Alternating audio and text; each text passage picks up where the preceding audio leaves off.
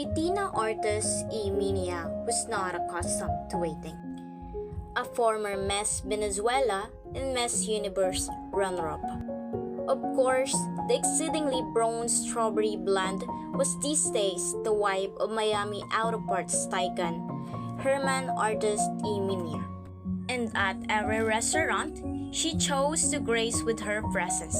She was always greeted with reverence and whisked to the exact table she desired.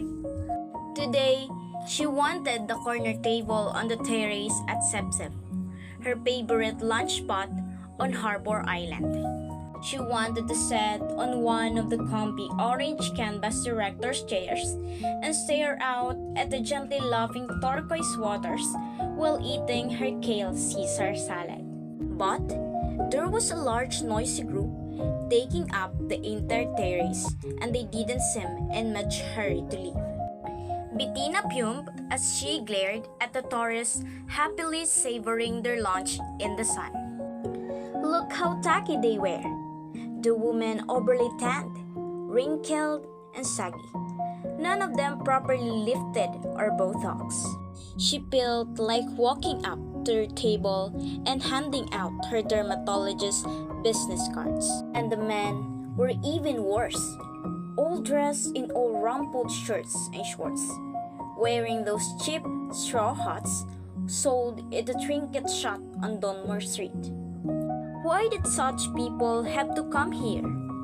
The 3.5-mile-long paradise with its pristine pink sand beaches was one of the best-kept secrets in the Caribbean. A haven for the very rich built with quaint little wood houses painted in shades of sherbet, charming boutiques, chic oceanfront mansions turned into inns, and five-star restaurants to rival St. Bart's. Tourists should have to take a style exam before being allowed to set foot on the island. Feeling that she had been patient long enough, Bettina stormed into the kitchen.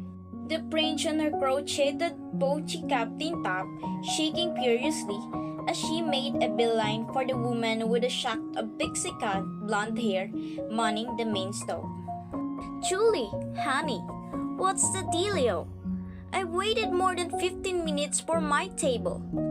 Bettina sighed to the owner of the restaurant. "Sorry, Bettina. It's been one of those days.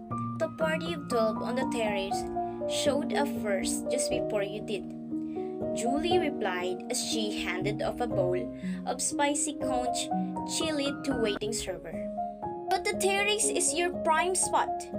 Why on earth did you let those tourists take up all that space?" "Well, that tourist in the red fishing cap is the Duke of Glencora.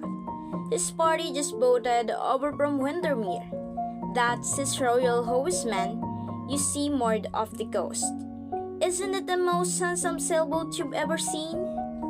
"I'm not impressed by big boats," Bettina huffed, although secretly she was rather impressed by people with big title. From the kitchen window, she surveyed the party assembled on the terrace with new eyes. These aristo-British types were such a strange breed.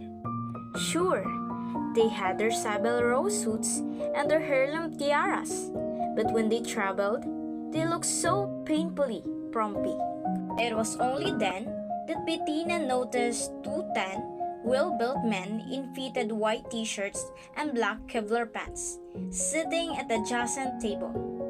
The guys weren't eating, but sat watchfully, sipping glasses of seltzer water. "I assume that's the Duke's security detail. They couldn't be more obvious. Don't they know what we're all billionaires here on Brilliant? And this isn't how we rule?"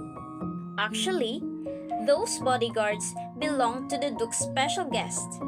They did a whole sweep of the restaurant before the party arrived. They even searched my walk-in freezer.